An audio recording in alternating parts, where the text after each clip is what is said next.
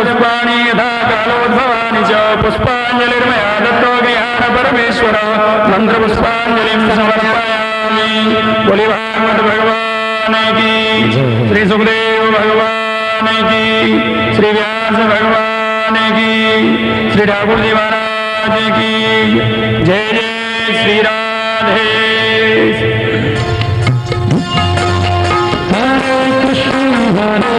बाके बिहारी तेरी आरती आरती गाऊं प्रभु तेरा गुण गाऊं, आरती गाऊं प्रभु तेरा गुण गाऊं।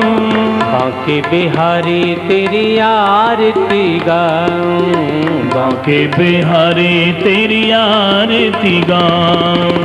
मोर मुकुट तेरे शीश पे सोहे, मोर मुकुट तेरे शीश पे सोहे।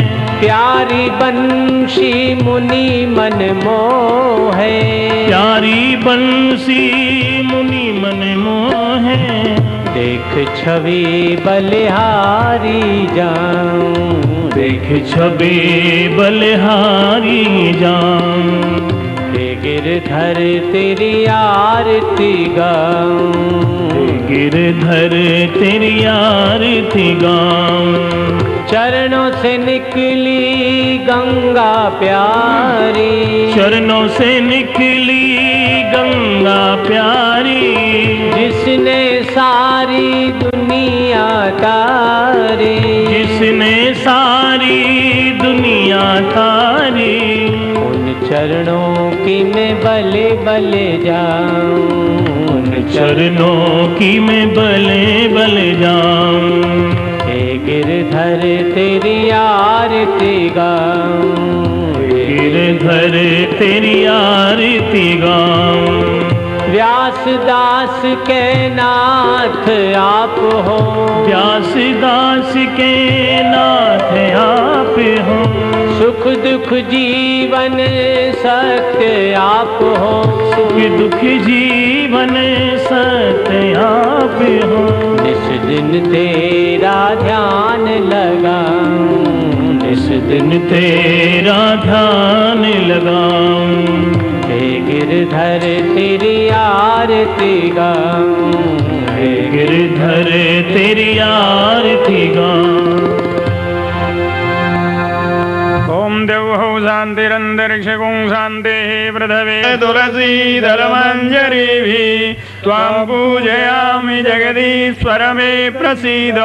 नाना सुगंधे पुष्पाणि यथा कालोद्भवानि च पुष्पाञ्जलिर्मया दत्तो गृहाण परमेश्वर मंत्रपुष्पाञ्जलिं समर्पयामि। बोली भागवत भगवान की, श्री सुखदेव भगवान की जय, श्री व्यास भगवान की जय, ठाकुर जी महाराज की जय। जय जय श्री राधे।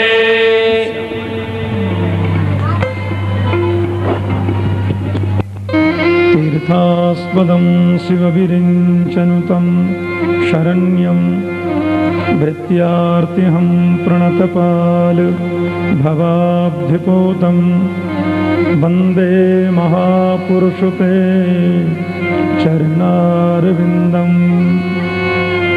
त्यक्त्वा सुदुस्त्यजुसुरेप्सितराज्यलक्ष्मीं धर्मिष्ठवार्यवचसा यद्गादरण्यं। मायामृगं दैतयेप्सितमन्वधावत् वन्दे महापुरुषते चरणारविन्दम्। हस्ते स्वस्तरुणीकराग्रविगलत् कल्पप्रसूनाप्लुतं वस्तु प्रस्नुतवेणुनादलहरि निर्वाणनिर्व्याकुलम्। स्रस्तास्रस्ननिबद्धनी विविलसत् गोपी सहस्रावृतं हस्तन्यस्तनतापवर्गमखिलो दारं किशोराकृतिः। कृष्णत्वदीयवद्पङ्कजपञ्जरान्ते अद्यैव मे विशतु मानसराजहंस प्राणप्रयाणसमये कभवादवित्तये कण्ठावरोधनविधौ स्मरणं कुतस्ते वंशी विभूषिधिकरान्नवनीरिदाभात् पीताम्बरादरुणबिम्बफलाधरोष्ठात् पूर्णेन्दुसुन्दरमुखा दरविन्दनेत्रा कृष्णात् परं किमपि तत्त्वमहं न जाने मूकं करोति वाचालं पङ्गुं लङ्घयते गिरिं यत्कृपातमहं वन्दे परमानन्दमाधवम् अज्ञानतिमिरान्धस्य ज्ञानाञ्जनशलाकया चक्षुरुन्मीलितं येन तस्मै श्रीगुरवे नमः। प्रातःकालीन स्तुति सब लोग मेरे साथ में गाएं। पत्रिका आपको प्राप्त है।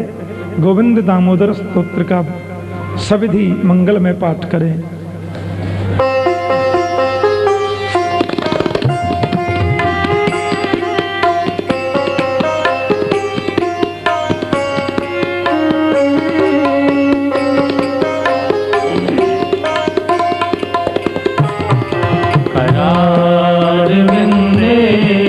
पदारविन्दं मुखारविन्दे निमेषयन्तं मठस्य पात्रस्य पुटे शयानं बालं मुकुन्दं मनसा स्मरामि।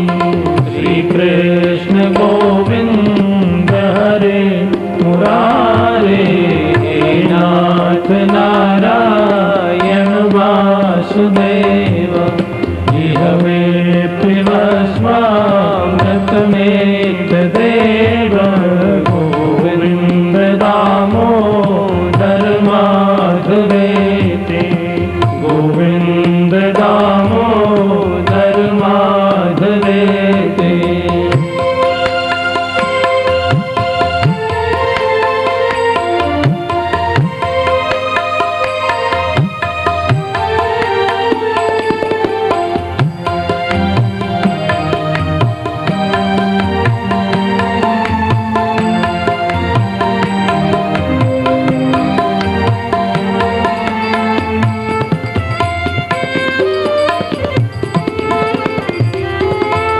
विक्रेतु कामा किल गोपकन्या मुरारिपादार्चित चित्तवृत्ति दध्यादिकं मो अवसादरोचय गोविन्द दामोदर माधवेति।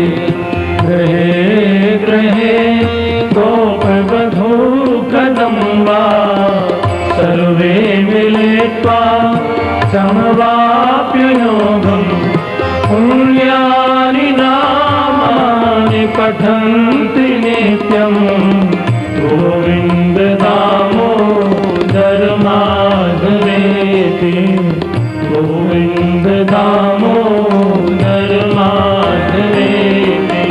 त्वं शयाना निजपि नामानि विष्णो प्रवदन्ति मर्त्या तेने शिखं तन् मयतां व्रजन्ते गोविन्द दामोदर माधवेति। जिह्वे सदैवं भज सुन्दराणि नामानि कृष्णस्य मनोहराणि समस्तभक्तार्तिविनाशनानि गोविन्द दामोदर माधवेति गोविन्द दामोदर माधवेति। श्रीकृष्ण गोविन्द हरे नाथ नारायण वासुदेव।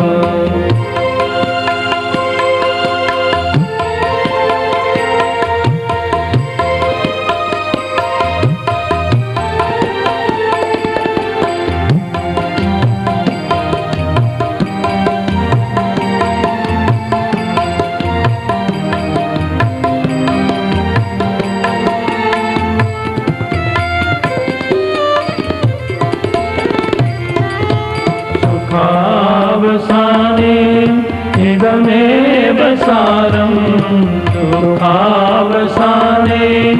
इदमेव ज्ञेयम् देहावसाने इदमेव प्राप्यम् गोविन्द दामोदरमाधवेति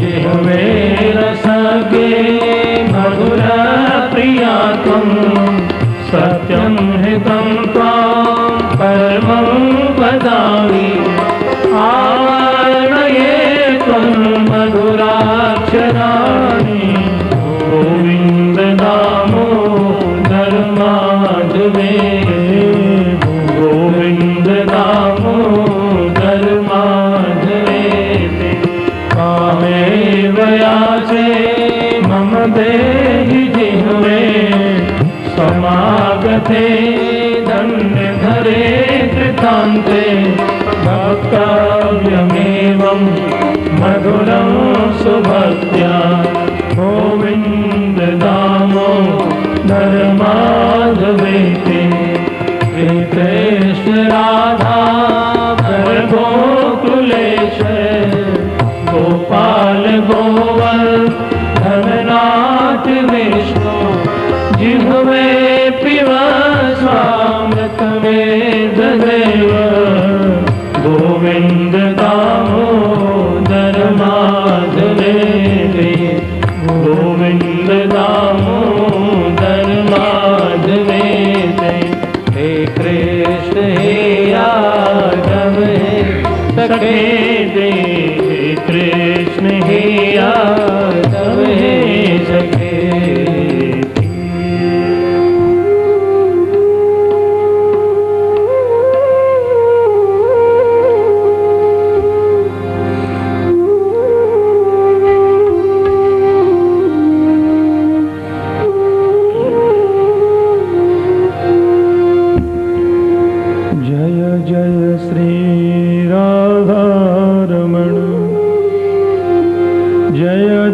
नवल किशोर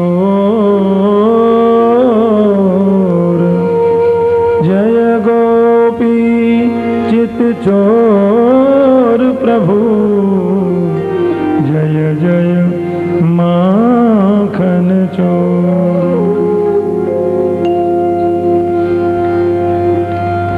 श्री राधे गोपाल भज मन श्री राधे श्री राधे गोपाल भज मन श्री राधे श्री राधे गोपाल भज मन श्री राधे श्री राधे गोपाल भज मन श्री राधे राधे गोपाल भज मन श्री राधे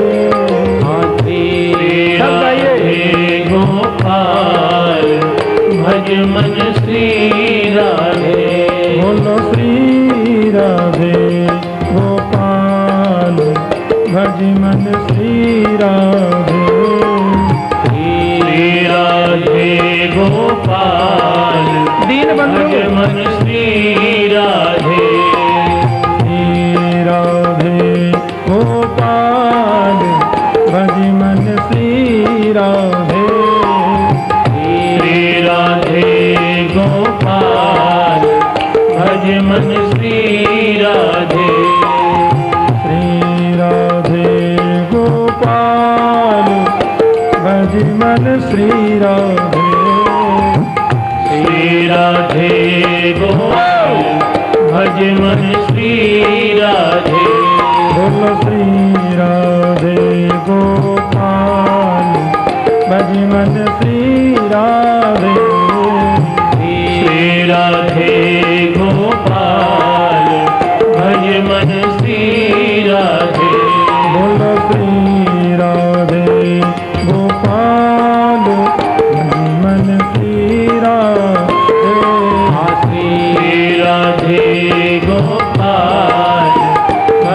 मन श्री राधे श्री राधे श्याम राधे श्री राधे श्याम राधे बोलो श्री राधे श्याम राधे श्री राधे श्याम राधे बोलो श्री राधे श्याम राधे श्री राधे श्याम राधे बोलो श्री राधे गोपाल भज मन श्री राधे श्री राधे गोपाल भज मन श्री राधे हे राधे गोपाल भज मन श्री राधे श्री राधे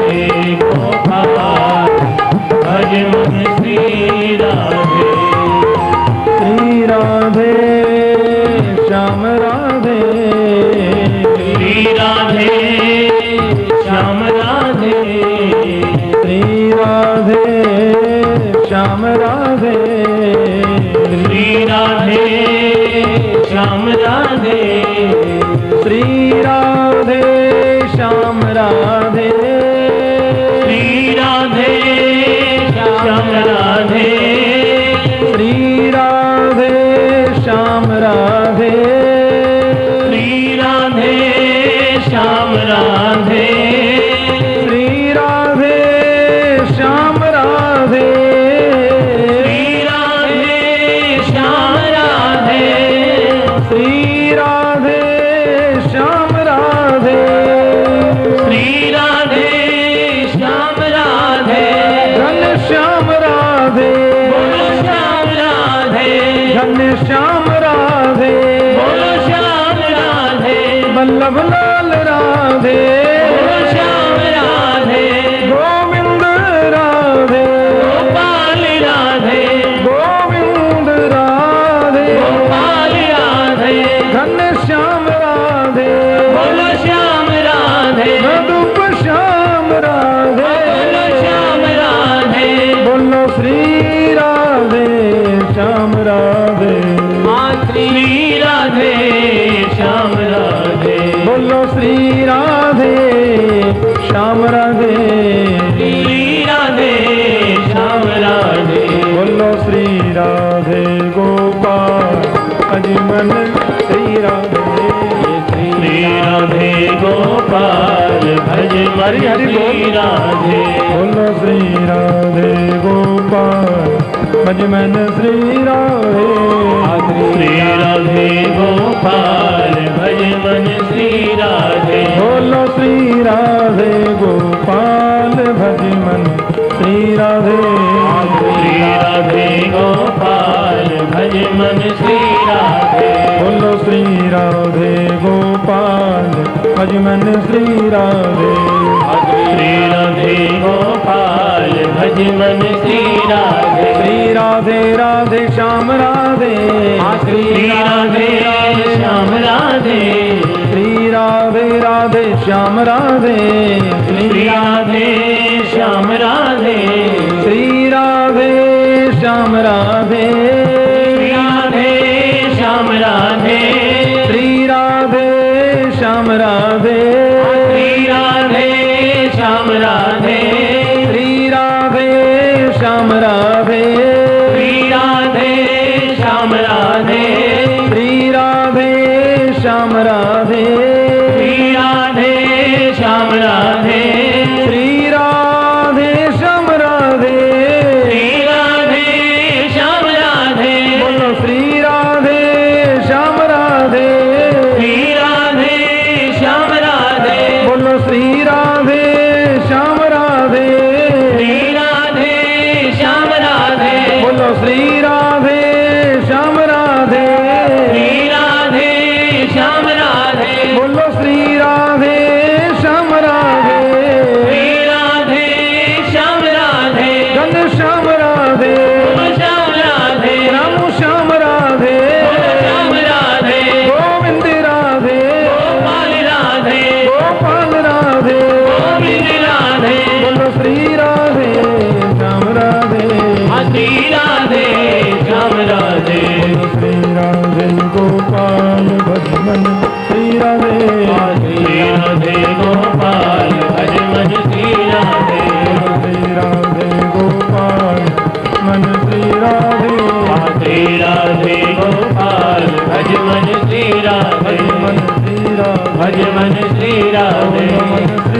भज मन श्री राधे, भज मन श्री राधे।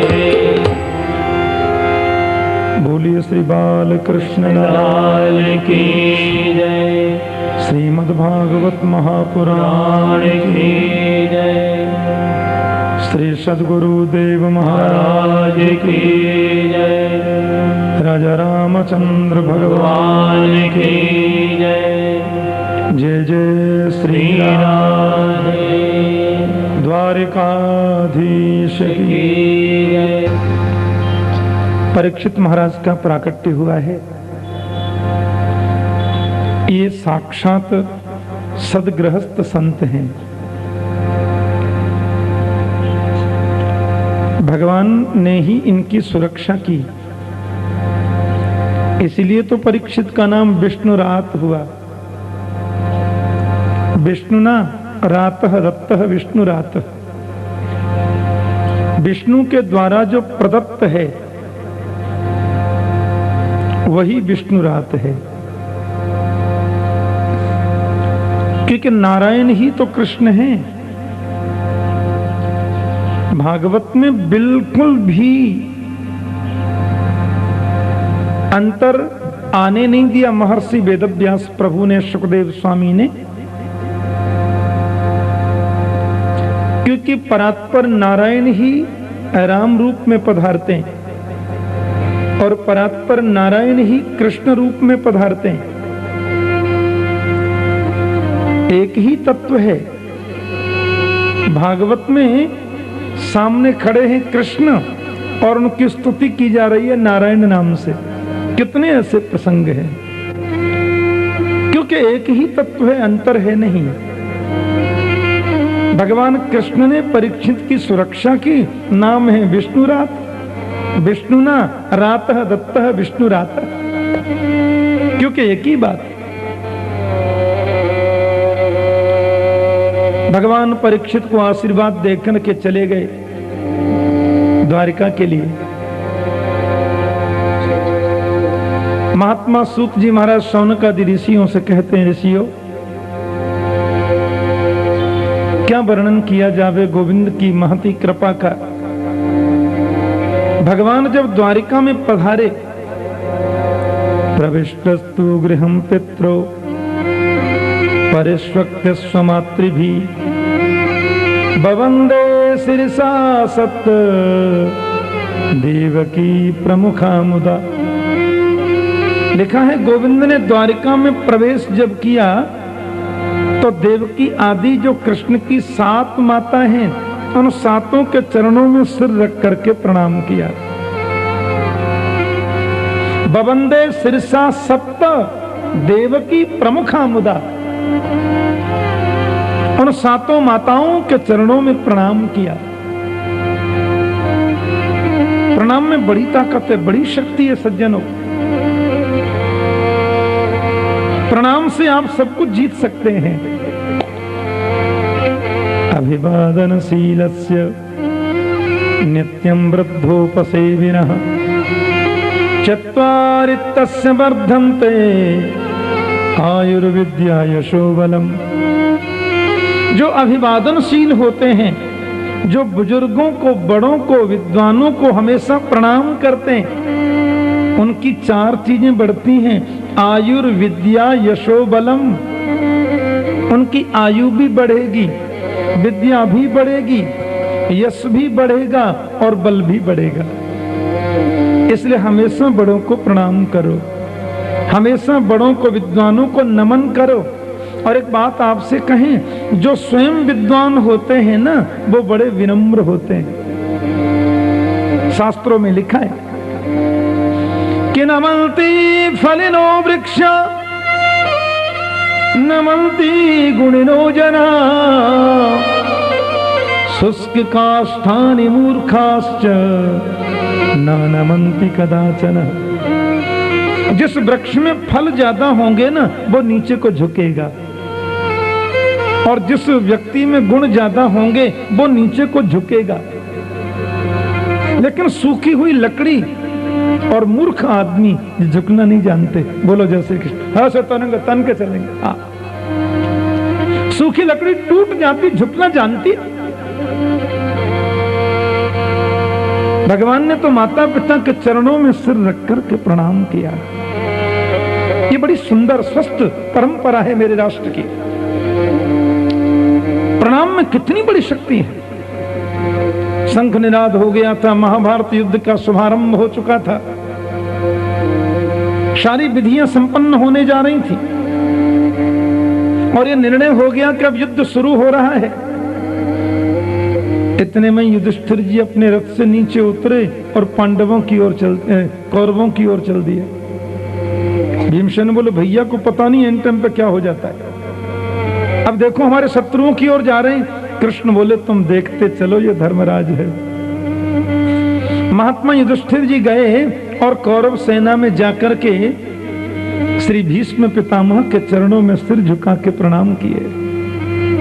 बाबा कितना बड़ा दुर्भाग्य है हमारा कि आपने हम लोगों को उंगली पकड़ करके चलना सिखाया और आपके सम्मुख हम लोग युद्ध करने के लिए उद्दंडता की भांति खड़े हैं। मैंने बहुत प्रयास किया इस युद्ध को रोकने का, लेकिन मैं सफल न हो सका। अब तो शंख निनाद हो चुका है, मैं कुछ कर भी नहीं सकता। आप मुझे युद्ध करने की आज्ञा प्रदान करें।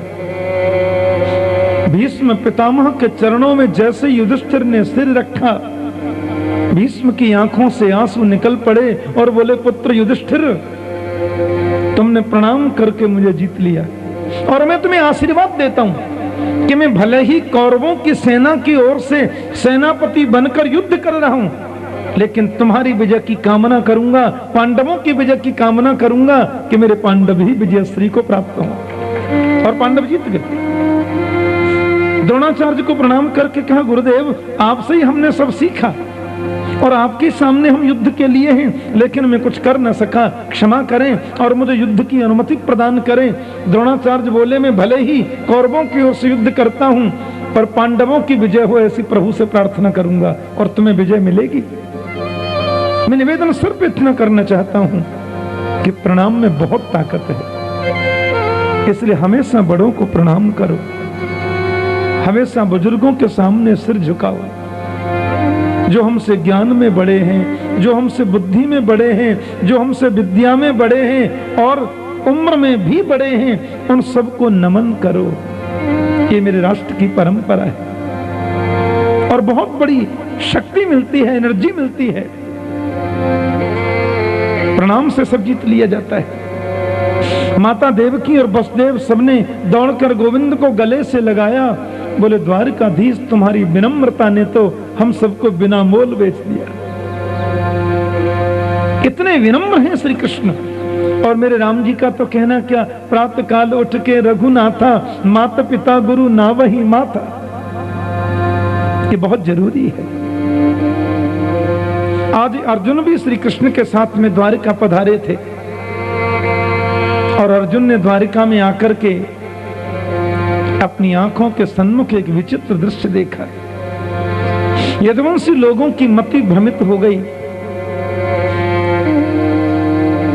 कि जाको प्रभु दारुण दुख देहि, ताकि मति पहले हर लेहि। यदुवंशियों की मति भ्रमित हो गई राजन, यदुवंशियों की मति में भ्रम पैदा हो गया। बारूणी मदिरा का पान कर लिया, क्योंकि ऋषियों का इनको शाप लगा था, आप सुनेंगे आगे विस्तार से। एक दूसरे पर वार करने लगे और गोविंद के कहने से भी कोई न माने। परिणाम यह हुआ कि अर्जुन की आंखों के सामने यदुवंश का विनाश हो गया। शेष स्वरूप भगवान बलराम जी शेष बनकर क्षीर सागर में पधार गए और मेरे गोविंद भी अपनी लीलाओं को संपन्न करके अंतर्धान हो गए। मेरे प्रभु भी अंतर्धान हुए। अर्जुन श्री कृष्ण पत्नियों को लेकर के वृंदावन धाम जाने को आए थे। बीच में गोप लोगों ने पत्नियों को लूट लिया। वो गोप स्वयं कृष्ण बनकर आए थे। यहाँ परीक्षित धीरे धीरे बड़े हो रहे। महात्मा युधिष्ठिर जी के पास में आज विदुर जी पधारे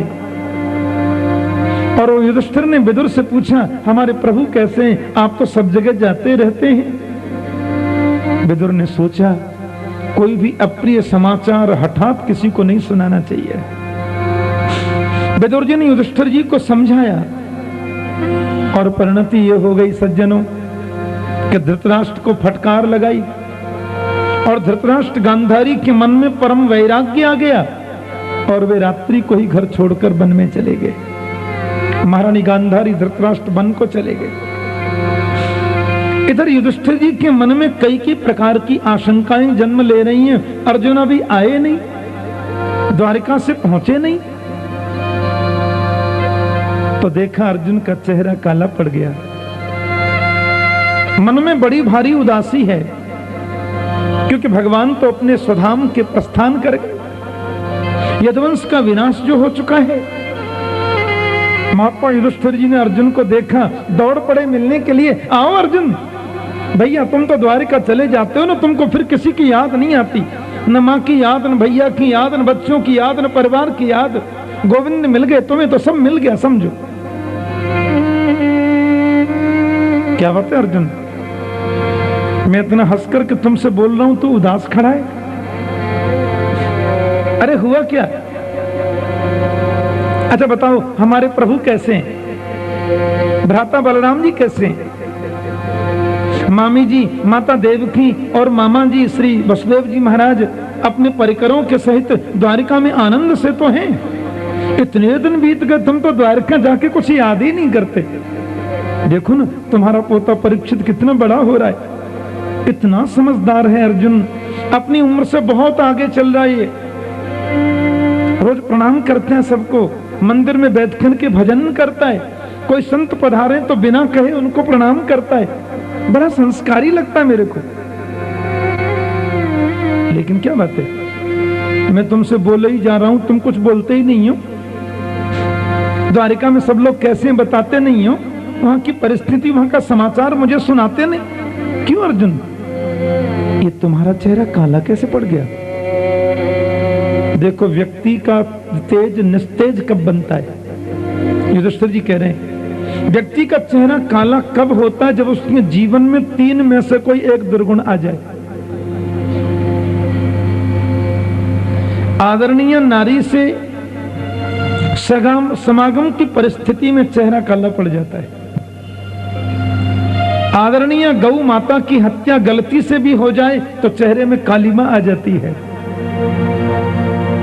और जिसके बिना जीवन में एक पल भी हमने रहना नहीं सीखा, वो छोड़कर हमेशा को चला जाए तो उसके स्मरण में चेहरा काला पड़ जाता है।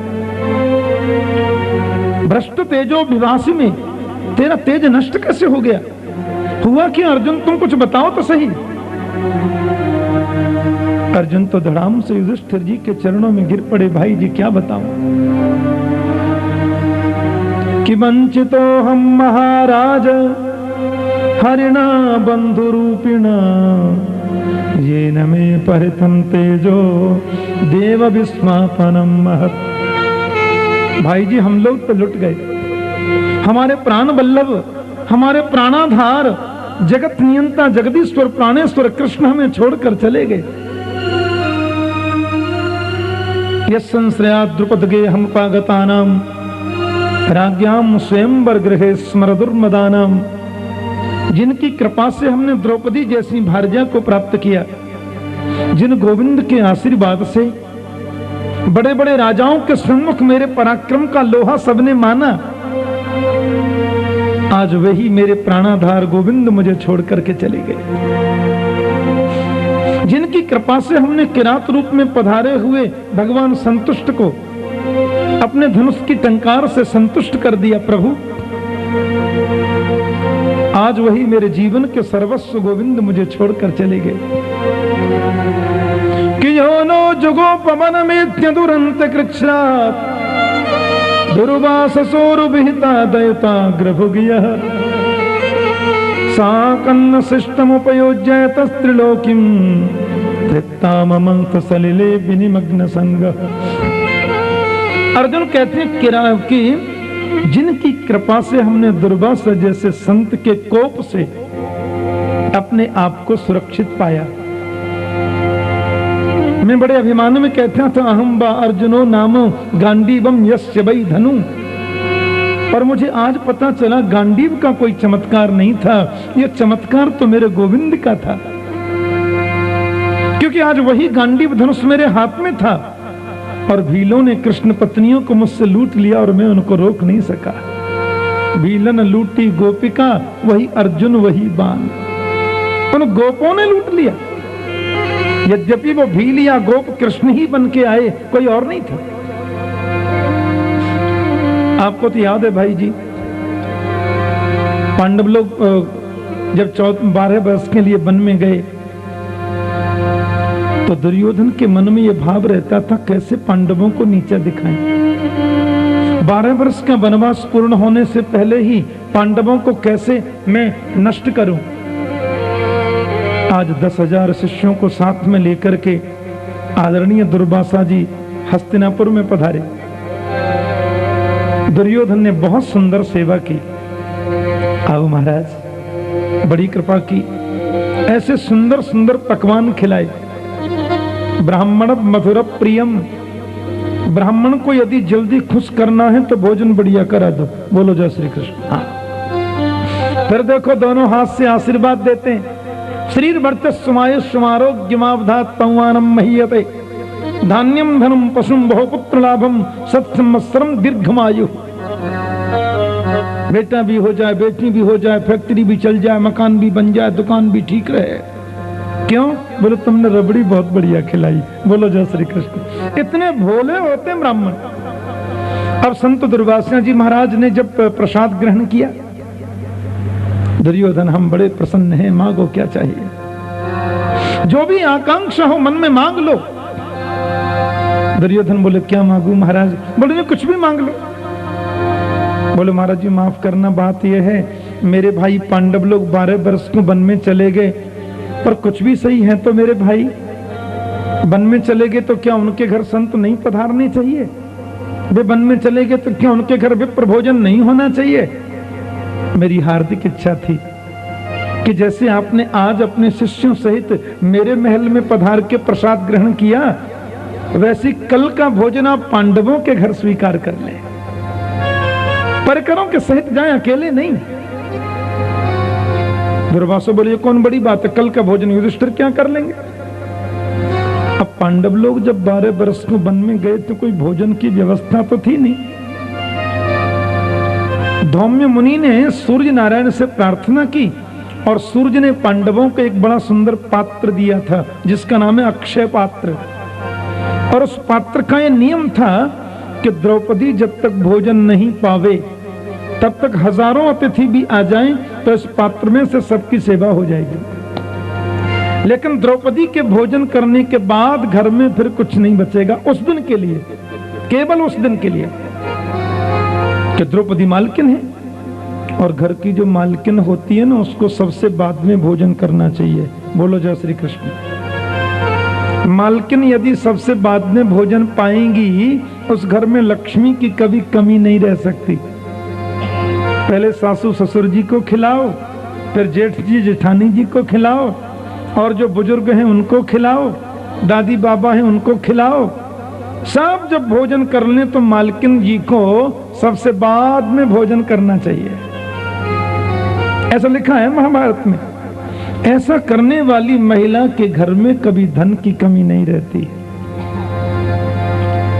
नाश्ता थोड़ा है भी कर सकते हैं, उसमें कोई बात नहीं है। बोले महाराज 1 बज जाएगा, आपने अच्छा नियम बता दिया तो मैंने नाश्ता के लिए मना थोड़ी किया है। बोलो जय श्री कृष्ण।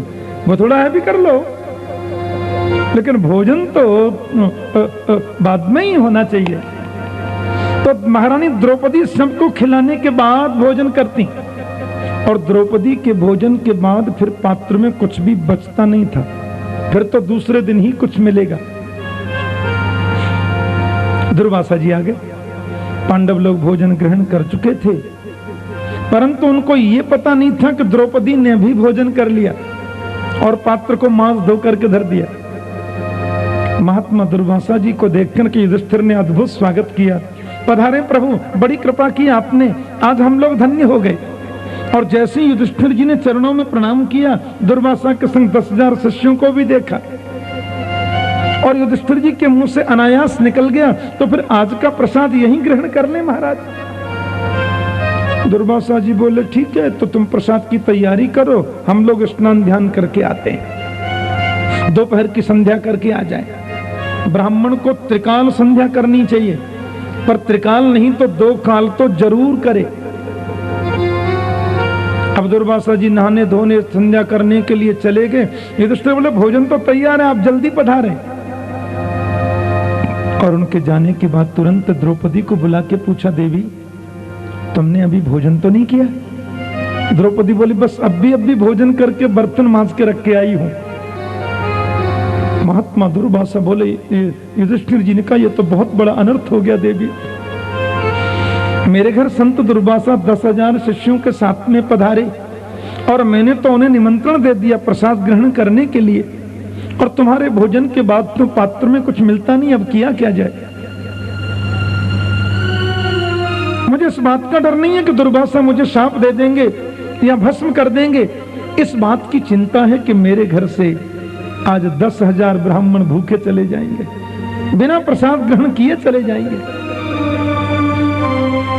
पांडवों के यहां तो महाराज बड़ी चिंता उत्पन्न हो गई, लेकिन द्रौपदी ने कहा काहे को डरते हैं इतना, जीवन की बागडोर जब मुरलीधर को सौंपी है तो वो स्वयं संभालेगा, माने के परवाह है। महारानी द्रौपदी ने आनंदित होकर के गोविंद का स्मरण किया, श्री कृष्ण द्वारिका वासिनी, और जैसे गोविंद का स्मरण किया द्रौपदी जी ने, उस समय मेरे प्रभु भोजन ग्रहण कर रहे थे, रुक्मिणी जी उनको भोग लगा रही थी, भगवान भोग स्वीकार करने वाले थे, रुक्मिणी पंखा लेके सामने बैठी थी। क्योंकि प्राचीन भारत में तो पति जब भोजन किया करते थे तो धर्मपत्नी जी बोलो जय श्री कृष्ण पंखा किया करती थी। मैं अभी की बात नहीं करता, बोलो जय श्री कृष्ण। भगवान के सामने भोग सजा है, एक ग्रास प्रभु खाए होंगे कि थाली हटा दिए, क्योंकि द्रौपदी की आवाज कान में पहुंच गई। रुक्मिणी बोली अच्छा नहीं बना क्या? प्रभु ने कहा नहीं भोजन बहुत अच्छा बना देवी, लेकिन जब निमंत्रण दूसरी जगह हो तो घर में भोजन नहीं करना चाहिए ना। रुक्मिणी बोली निमंत्रण कहाँ है सो? बोले आप द्रौपदी क्या निमंत्रण है मेरा, पांडवों ने मुझे कहा था। रुक्मिणी बोली आप तो बहुत समय से द्रौपदी से मिले नहीं, फिर महारानी द्रौपदी ने आपको निमंत्रण कब दे दिया? कृष्ण बोले मैं कहना भूल गया, परसों चिट्ठी आई थी और उसमें आज के लिए लिखा था। देवी अब मेरे को जल्दी जाना, बाद में बात करेंगे। और मेरे गोविंद गरुड़ारूढ़ होकर के दौड़े। यहाँ दुर्वासा जी महाराज स्नान करके चलने की तैयारी में है, पांडव लोगों के चूल्हे में आंच भी नहीं है, रसोई में एक दाना चावल का नहीं है, और 10,100 ब्राह्मणों का भोजन होने वाला है, आने वाले पंडित जी नाके। पांडव लोग तो बस बड़े भाव से गोविंद के कीर्तन में तन्मय हैं। महारानी द्रौपदी ने द्वारकेश को देखा और आगे आगे आगे करके दौड़ पड़ी गोविंद के लिए। प्रभु पांडवों के मध्य में पहुंचे, द्रौपदी से कहा देवी बुलाने का भी कोई तरीका होता है, ऐसे समय आपने बुलाया, कितने बढ़िया बढ़िया पकवान बनाए थे महारानी रुक्मिणी जी ने, आज 56 भोग सजे थे देवी, तो आपने बुला लिया, मुझे छोड़कर आना पड़ा, इसलिए बातें बाद में करना, पहले भोजन कराओ। द्रौपदी ने कहा गोपाल 10,000 शिष्यों को लेकर के संत दुर्वासा हमारे घर भोजन को पधारने वाले हैं और उनके लिए कोई व्यवस्था नहीं है, इसलिए तो मैंने आपको बुलाया, और आप भी आए तो भूखे ही चले आए। भगवान बोले आप तो जानती हैं महारानी जी कि मैं सब कुछ बर्दाश्त कर लेते हैं, लेकिन भूख मुझसे सहन नहीं होती, इसलिए वार्ता तो बिल्कुल बाद में ही संभव हो सकेंगी, पहले भोजन कराइए। द्रौपदी बोली भोजन कहां से कराऊं, चूल्हे में तो अग्नि भी नहीं है। कन्हैया बोले नाटक क्यों करती हो देवी, अरे वो पात्र दिया था ना आपको महाराज सूर्य ने, मैंने तो सुना है कि आंख बंद करके जो निकालो सोई पात्र में से निकलता है, जितने पदार्थ निकालो सब निकलते आते हैं। द्रौपदी बोली मेरा पात्र किसी काम का आज होता तो आपको क्यों कष्ट देती केशव, मेरे प्रसाद ग्रहण के बाद तो पात्र में कुछ होता नहीं और मैं प्रसाद ग्रहण कर चुकी। प्रभु ने कहा तुम लेकर तो आओ, कुछ न कुछ तो उसमें होगा ही देवी। द्रौपदी ने लाकर क्रोध में वो पात्र सामने रख दिया, लीजिए क्या रखा है इसमें। मेरे प्रभु ने उस पात्र को अपने हाथ में लिया और साकन्न शिष्टमुपयुज्य तस्त्रिलोकिं तृप्तामंस्त सलिले विनिमग्न संग।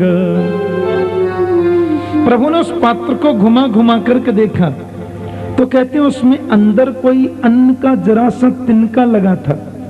आप ये समझो कि चावल का आधा भाग कहीं चिपटा रह गया था।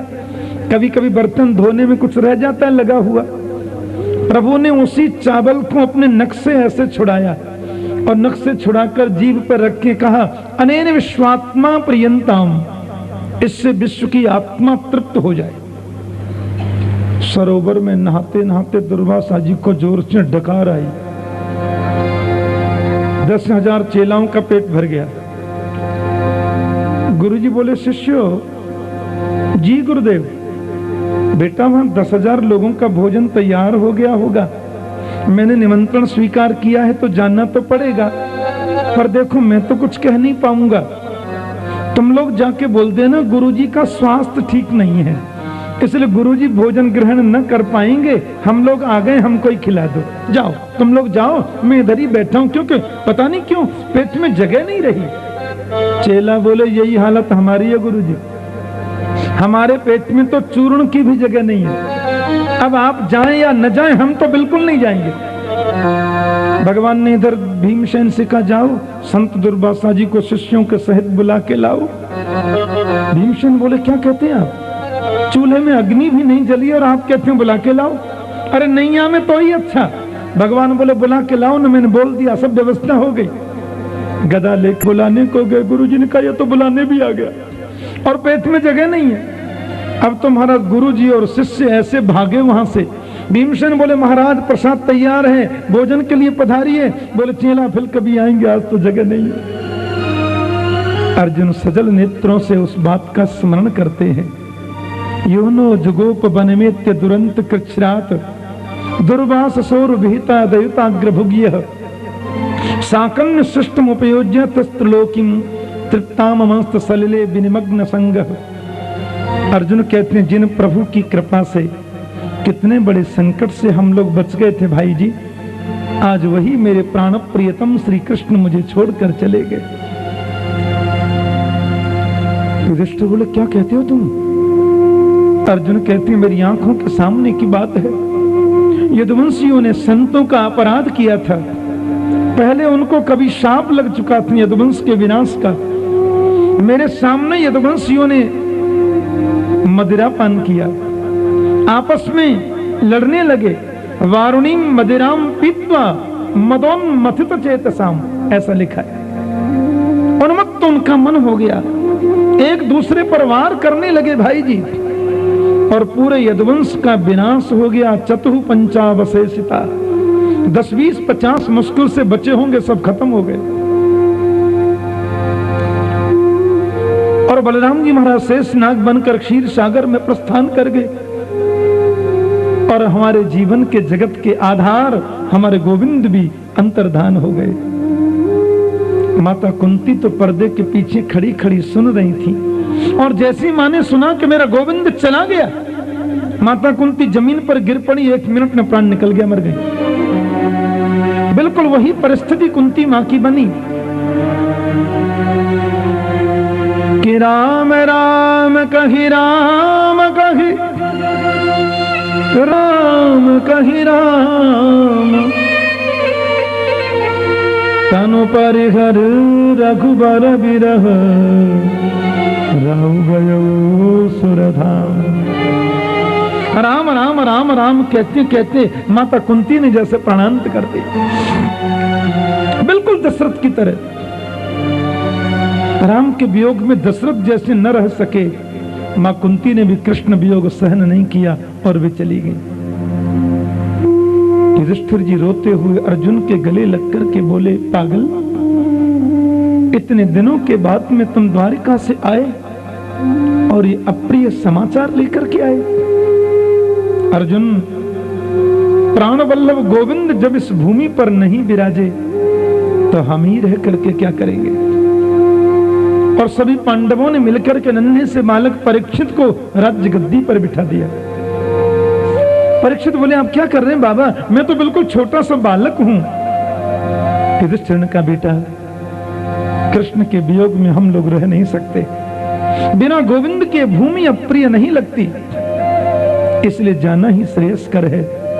लेकिन बाबा मुझे तो राजपाठ आदि कुछ भी करना आता नहीं। बोले तुम्हें करना है तो सिर्फ एक काम करो, 3 सूत्र अपने जीवन में उतार के रखना। पांडवों ने परीक्षित को गद्दी पर बिठाया।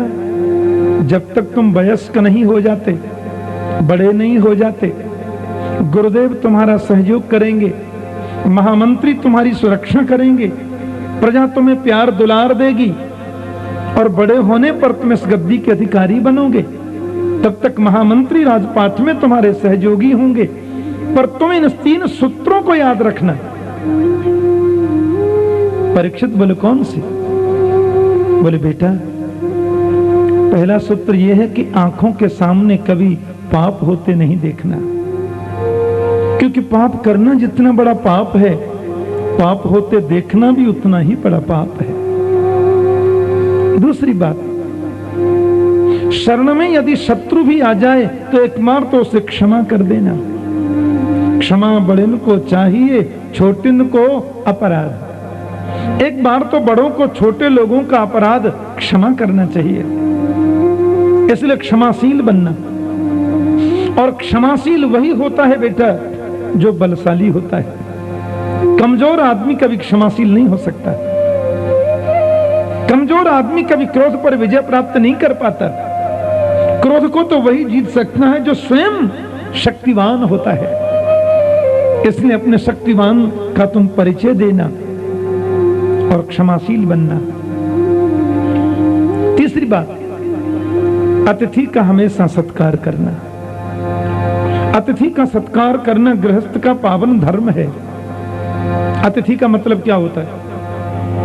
मैंने आपको फोन कर दिया, इतने बजे मैं पहुंच रहा हूं, आप 10-20 गाड़ी लेकर मुझे लेने एयरपोर्ट पर चले गए, ट्रेन स्टेशन चले गए, तो मैं अतिथि नहीं हूं। अतिथि का मतलब होता न तिथि अतिथि। जिसके आने की कोई तिथि निश्चित नहीं है उसको अतिथि बोलते हैं। रात के 11 बज रहे थे, आपने घर के सब लोगों ने भोजन आदि से निवृत्त होकर सोने का निश्चय किया, बल्कि सोने ही लगे, सो बेल बजी। आपने द्वार खोला तो 5 अतिथि द्वार पर खड़े। अरे आप कैसे साहब? अरे जा रहे थे, ट्रेन छूट गई तो सोचा अब यहीं रुक जाते हैं रात में। अब जलाओ चूल्हा, बनाओ भोजन, करो व्यवस्था। वो होते हैं सच्चे अतिथि, जो अकस्मात आ जाएं, जिनके आने की कोई तिथि निश्चित नहीं है। और सुनो, न आने की तिथि निश्चित है, न जाने की तिथि निश्चित है, तो वही अतिथि है। ऐसे अतिथि का हमेशा सत्कार करना, तुम्हें सुख मिलेगा, मेरा आशीर्वाद है। गोविंद के चरणों में प्रार्थना करते पांडव जा रहे हैं। चले जाएंगे हम बिहारी जी, सुन लो अरज हमारी हमारी। चले जाएंगे हम बिहारी जी, सुन लो अरज हमारी हमारी। चले जाएंगे हम बिहारी जी, सुन लो अरज हमारी हमारी। चले जाएंगे हम बिहारी जी, सीधा सुन लो अरज हमारी हमारी। चले जाएंगे हम बिहारी जी, सुन लो अरज हमारी हमारी। चले जाएंगे हरि बोल बिहारी जी, बहुत प्रेम से सुन गाएं। लो अरज हमारी।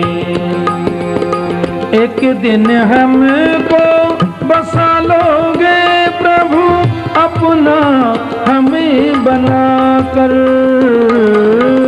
एक दिन हमको बसा लोगे प्रभु अपना हमें बनाकर। एक दिन हमको बसा लोगे क्या अपना हमें बनाकर। एक दिन हमें को बसा लोगे क्या अपना हमें बनाकर। जिस जग में है हमें फंसाया उससे हमें छुड़ाकर। जिस जग में है हमें फंसाया उससे हमें छुड़ाकर। भूल न जाना फिर भी बुलाना। भूल न जाना हरि बोल। फिर भी बुलाना। इतनी सी अरज हमारी जी, चले जाएंगे हम बिहारी जी। सुन लो अरज हमारी हमारी। चले जाएंगे सब गाइए। हम बिहारी जी। सुन लो अर्ज हमारी। ये हमारी जी, चले जाएंगे हम बिहारी जी। सुन लो अरज हमारी हमारी। चले जाएंगे हम बिहारी। आप तो करुणा के सागर हैं। सुन लो अर्ज हमारी। पांडव कहते हैं मुक्ति न मिले इसकी परवाह नहीं है, बार बार हमें बुलाना। हे बांके बिहारी अपनी लीला में बार बार बुलाना, ताकि हम कुछ सेवा कर सकें वैष्णव जनों की। मुक्ता अपि लीला विग्रहम धृत्वा भगवत गुणानुवर्णनम कुर्वन्ति। कभी कभी मुक्त लोग भी बार बार आना चाहते हैं वैष्णव सेवा के लिए। बड़ी सुंदर बात।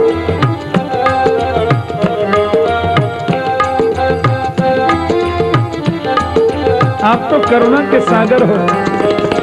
कहते हैं तुमको दयालु भगवान भक्तों के हितकारी। कहते हैं तुमको सुंदर बात। दयालु भगवान भक्तों के हितकारी। कहते हैं तुमको दयालु भगवान भक्तों के हितकारी। कहते हैं तुमको दयालु भगवान भक्तों के हितकारी। अपना हमें बना लोगे क्या ओ मेरे बांके बिहारी। अपना हमें बना लोगे क्या मेरे बांके बिहारी। अपना हमें बना लोगे क्या ओ मेरे बांके बिहारी। अपना हमें बना लोगे क्या मेरे बांके बिहारी। भूल न जाना प्रभु की मिलाना। भूल न जाना फिर भी बुलाना। इतनी सी अरज हमारी जी, चले जाएंगे हम बिहारी जी। सुन लो अरज हमारी चले जाएंगे हम बिहारी जी। सुन लो अर्ज हमारी। करुणा के सागर हो। मेरे लिए आपने आंखें बंद क्यों की? प्रभु ने कहा 2 घंटे से तुम कह रहे हो मांग लो क्या चाहिए, जो मांगोगे सो तुमको प्रदान कर देंगे। कभी भगवान ऐसा अवसर दे दे मांगने का तो क्या मांगना है? सावधानी से यही मांगना जो बोला जा रहा है। मेरा सब कुछ हर लो इसकी परवाह नहीं है, पर मेरे दिल से कभी निकल के जाना नहीं। सुंदर बात कही। सब कुछ हर लो मेरा, पर मेरे मन से कभी न जाना। सब कुछ हरी लो मेरा, पर मेरे मन से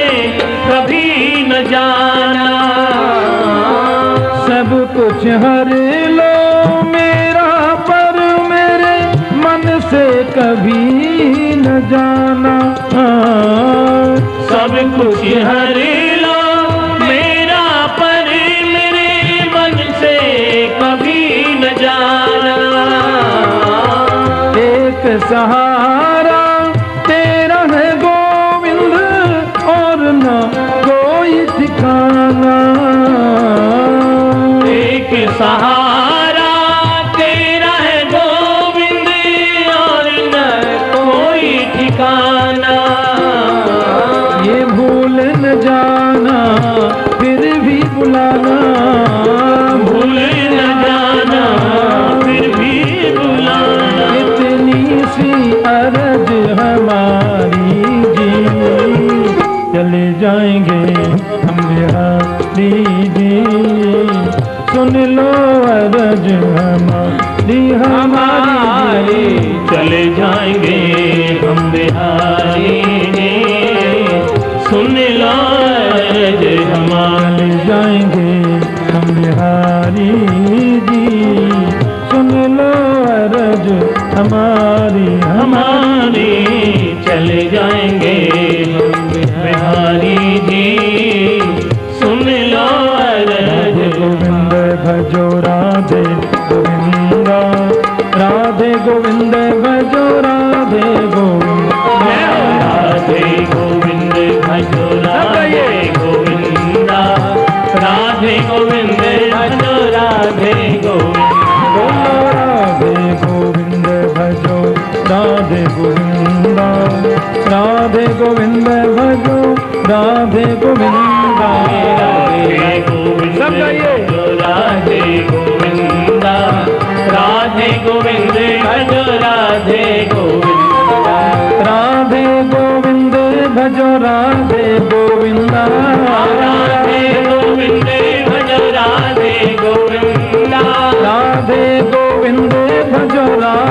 राधे गोविंद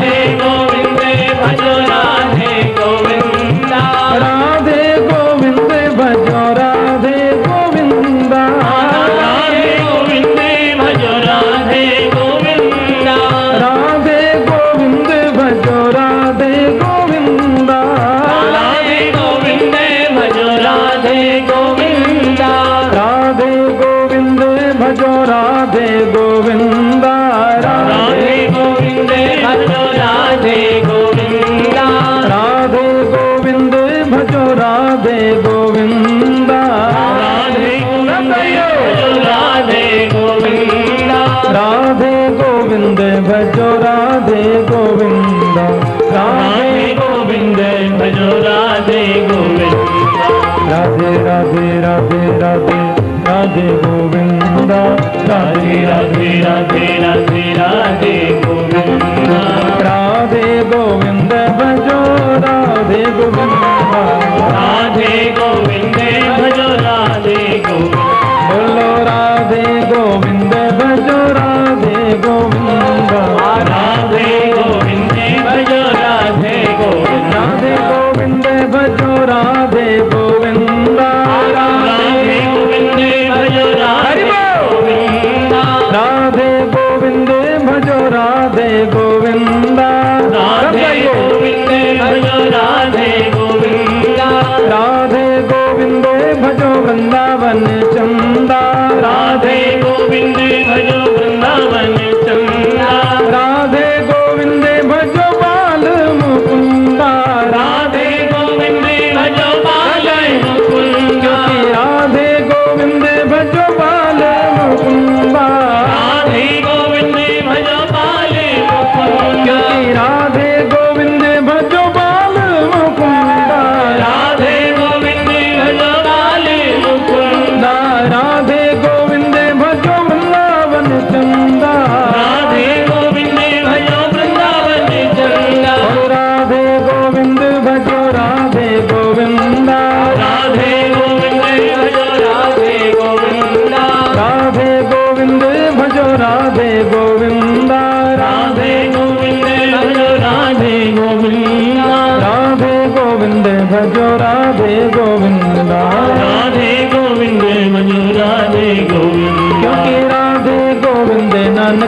राधे गोविंदा राधे गोविंद भजो राधे गोविंदा राधे राधे राधे राधे राधे गोविंदा राधे राधे राधे राधे राधे गोविंदा राधे राधे राधे राधे राधे गोविंदा राधे राधे राधे राधे राधे गोविंदा राधे गोविंद भजो राधे गोविंदा राधे गोविंद भजो राधे गोविंदा क्योंकि राधे गोविंद भजो राधे गोविंदा राधे गोविंद भजो राधे गोविंदा क्योंकि राधे गोविंद भजो राधे गोविंद भजो राधे गोविंदा क्योंकि राधे गोविंद भजो राधे गोविंदा राधे गोविंद भजो राधे गोविंदा राधे राधे राधे राधे राधे गोविंदा राधे राधे राधे राधे राधे गोविंदा राधे गोविंद भजो राधे